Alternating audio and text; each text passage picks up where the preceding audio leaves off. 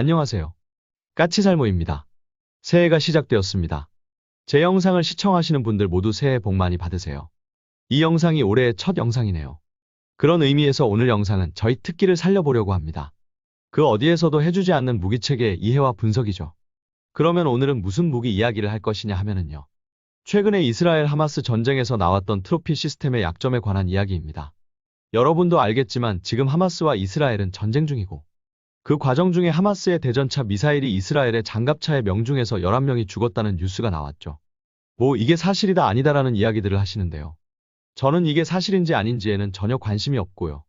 이 전쟁은 누가 정의다가 없지 않습니까? 그네들끼리 서로 죽이든 살리든 알아서 하라고 하고요. 솔직히 저는 이 기사를 접하고서 속으로 웃었습니다. 아니 웃었다기보다는 기뻐했다고 하는 게 옳을 것입니다.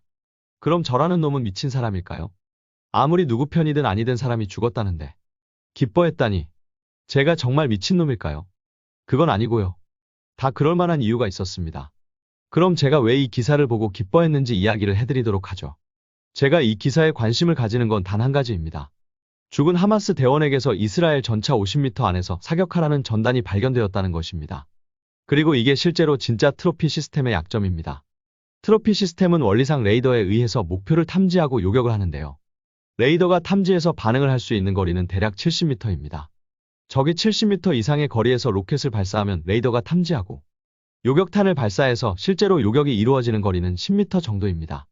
그래서 이보다 안쪽에서 더 짧은 거리에서 로켓을 발사하게 되면 트로피 시스템은 대응을 하지 못합니다. 그래서 하마스는 자신들의 병사들에게 이스라엘 전차의 50m 안에서 대전차 로켓을 발사하라고 한 것입니다. 그럼 우리나라의 능동 방어 시스템은 어떨까요? 우리나라는 2006년부터 능동 방어 시스템을 개발을 해서 2011년에 완성을 하고 테스트를 했지만 이 능동 방어 시스템은 솔직히 말해서 실패작이었습니다.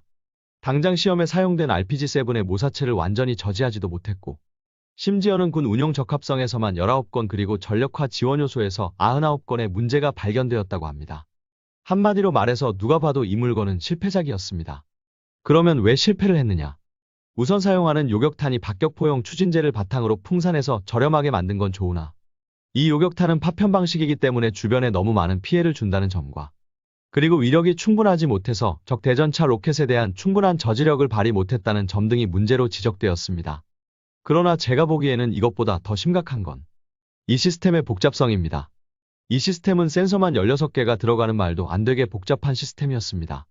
당장 트로피 시스템은 4개의 위상 배열 레이더로 탐색과 추적을 전부 하지만 우리나라의 능동 방어 시스템은 센서만 16개가 들어갑니다.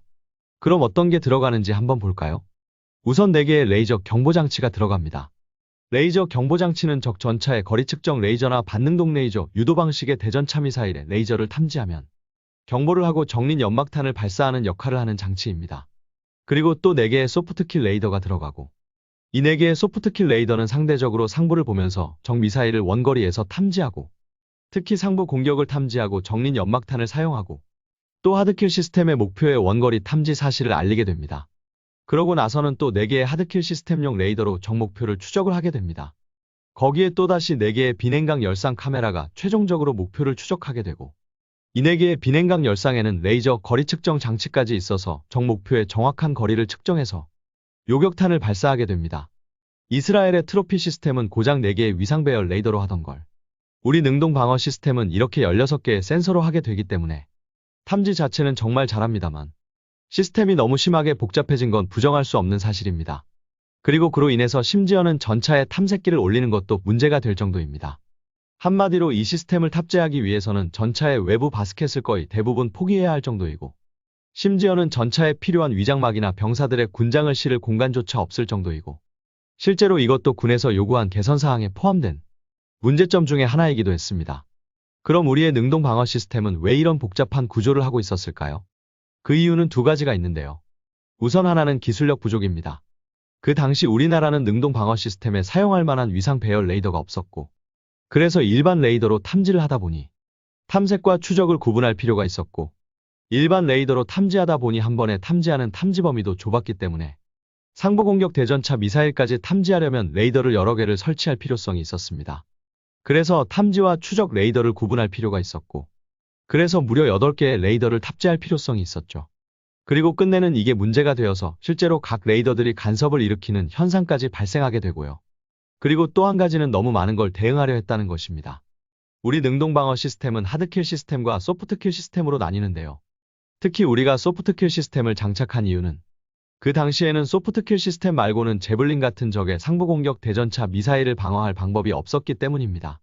그래서 우리나라의 능동방어 시스템을 보면 전방으로 향해 있는 정린 연막탄 발사기 말고도 포탑 한가운데도 회전형 연막탄 발사기가 있는데요. 이게 바로 적 상부공격 대전차 미사일을 막기 위한 장치입니다. 실제로 러시아의 아프카니 능동방어 시스템도 미국의 제블린을 막기 위해서 우리의 소프트킬 시스템과 거의 같은 형태로 거의 같은 자리에 연막탄 발사기를 가지고 있죠. 그러나 이 방법은 상당히 문제가 많은 방법이기도 합니다. 기본적으로 정린 연막탄이라는 건 지속시간도 짧고 그리고 바람이 불면 쉽게 날아가 버린다는 것입니다. 더욱더 전차는 적 대전차 미사일을 탐지하면 회피기동을 해야 하는데 전차가 회피기동을 해버리면 정린 연막탄 밖으로 나가버린다는 문제가 있습니다. 그래서 정린 연막탄으로 적의 상부공격 대전차 미사일을 막는 것에는 너무도 명확한 한계점이 존재합니다. 그리고 또 한 가지는 바로 비냉각 열상입니다. 당장 레이더를 8개나 설치한 건 적 상부공격 대전차 미사일도 탐지하고 그리고 탐색과 추적을 일반 레이더로 하나로 하기에는 반응 속도 등의 문제가 있어서 어쩔 수 없는 기술적 선택이라고 할 수 있습니다. 그런데 탐색과 추적을 할 수 있는 레이더를 8개나 배치했고 기술이 더 발전된 지금에는 레이더를 A사 레이더로 바꾼다면 이스라엘의 트로피 시스템처럼 4개로도 지금은 충분히 가능합니다. 그러면 왜 4개의 비냉각 열상까지 가지고 있는 거냐는 겁니다. 이것 때문에 그렇지 않아도 복잡한 시스템이 더 복잡해졌지 않습니까? 이 4개의 비냉각 열상은 대체 왜 달았을까요? 바로 이 4개의 비냉각 열상에 우리 능동방어 시스템의 장점이 있는 겁니다. 그리고 트로피 시스템이 대응 못하는 50m 안에서 발사하는 대전차 로켓도 방어할 수 있는 비밀이 숨어 있고요. 우리나라는 기본적으로 산악지형이 많습니다. 그래서 주요 기동로는 산과 산 사이의 계곡인 경우가 많고요. 그로 인해서 과거부터 우리나라의 방어 전술은 이런 계곡 사이를 지나는 적을 매복했다가 공격을 하는 것입니다. 요즘 한창 방송하고 있는 고려거란 전쟁이라는 드라마에서도 계곡에 매복해서 공격하자는 이야기가 나오더라고요. 한마디로 계곡에 매복해 있다가 적을 공격하는 건 우리나라의 정말 오래된 전술이라는 겁니다. 그리고 이건 현대전에 와서도 마찬가지입니다. 현대전에서도 이런 계곡의 숲속에 매복해 있다가 적을 공격하는 건 우리나라에서는 너무 일반적인 작전 형태이고 6.25 전쟁 때 우리 국군도 이런 식으로 매복을 해 있다가 슈퍼 바추카로 북한의 T-34를 공격하는 일은 비일비재했습니다. 그래서 당연히 우리 군도 계곡에서 숲속에 매복해 있다가 우리 전차의 측면을 공격하는 공격도 막아줄 것을 요구한 것입니다.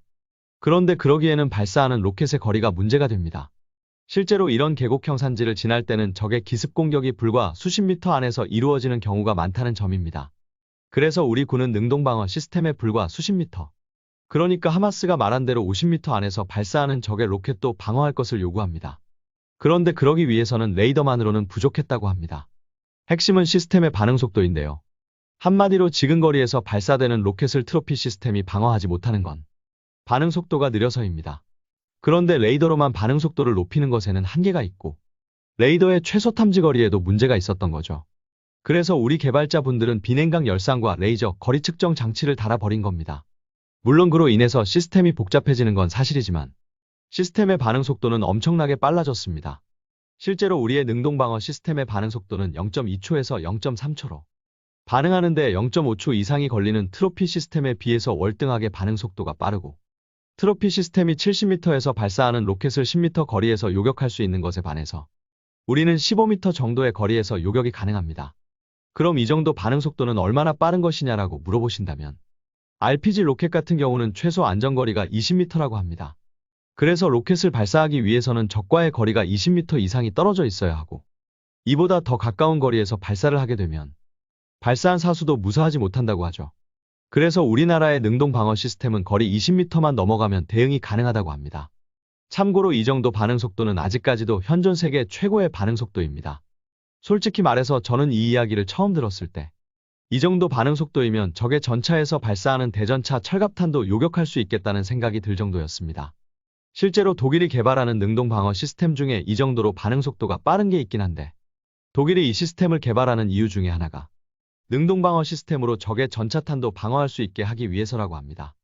그렇기에 이스라엘의 트로피 시스템도 방어가 불가능한 50m 안에 지근거리에서 발사되는 대전차 로켓도 방어가 가능한 게 우리나라의 능동 방어 시스템인 겁니다. 물론 우리나라가 개발했던 능동 방어 시스템은 너무 많은 문제점이 있었고, 그로 인해서 분명하게 실패작입니다. 그러나 이 말도 안 되는 세계 최고 수준의 반응 속도는 갈수록 증가하는 시가전에서는 지금에 와서는 꼭 필요한 기술이 되었습니다. 그리고 제가 전에 트로피 시스템을 개발한 이스라엘 라파엘사와 우리 한화가 협력할 가능성이 높다고 이야기하기도 했는데요. 그리고 얼마 전에 폴란드와 조만간 흑표 PL 1차분에 대한 정식 계약이 체결될 거라고 했죠. 정식 계약이 체결된다는 건 흑표 PL의 세부 내용이 결정되었다는 이야기입니다. 당연히 어떤 엔진이 사용될지도, 그리고 어떤 능동방어 시스템이 사용될지도 결정되었다는 이야기입니다. 뭐 엔진 같은 경우는 아직 어떤 게 선택되었는지는 알 수 없습니다만, 능동방어 시스템은 트로피 시스템이 채택되었습니다. 그래서 흑표 PL 1차분에 대해서는 트로피 시스템이 들어갑니다. 그러나 그 후로 2차분 이후부터는 우리나라의 능동방어 시스템이 채택되기 바란다고 하고 있는데요. 물론 무조건 아직 신뢰성도 입증이 안 된 우리나라의 능동방어 시스템을 폴란드에게 채택해 달라는 건 있을 수도 없는 이야기입니다. 그렇기에 트로피 시스템을 개발한 이스라엘의 라파엘사와 협력을 통해서 우리 시스템의 신뢰성을 폴란드에게 인정받아야 하고, 그리고 당연히 이스라엘의 트로피 시스템보다는 가격이 싸야 하고요. 실제로 트로피 시스템은 우리나라 돈으로 대략 13억 정도 한다고 합니다. 그렇기에 이보다는 당연히 싸야 합니다. 그리고 성능적으로 우리가 내세울 수 있는 게 바로 이겁니다. 현존하는 능동방어 시스템 중에 가장 빠른 반응 속도요. 그로 인해서 시가전에서 지근거리에서 발사되는 적의 대전차 로켓도 방어할 수 있는 전 세계 유일한 능동방어 시스템이라는 게 폴란드에 대한 우리나라 능동방어 시스템의 세일즈 포인트가 될 것입니다. 무조건 우리 장비가 가격이 싸다고 해서 채택될 수는 없습니다. 그리고 우리도 더 이상 무조건 싸게만 팔 수도 없는 것이고요. 제값을 받아야죠. 그래서 가격 말고도 폴란드가 우리의 능동방어 시스템을 채택할 이유가 있어야 하고, 그 이유는 바로 이것이라고 생각합니다. 그래서 저는 이번 하마스와 이스라엘의 전쟁을 통해서 이런 말을 하면 어떨지는 모르겠지만, 하마스가 트로피 시스템을 피해서 이스라엘의 장갑차나 전차를 최대한 격파해주길 바라고 있습니다. 하마스를 통해서 트로피 시스템의 단점이 최대한 부각되어야지만이 우리의 능동방어 시스템이 더 잘 팔릴 테니까요. 이게 바로 이스라엘 장갑차가 격파되는 걸 제가 속으로 좋아했던 이유입니다. 이상 영상 봐주셔서 감사합니다.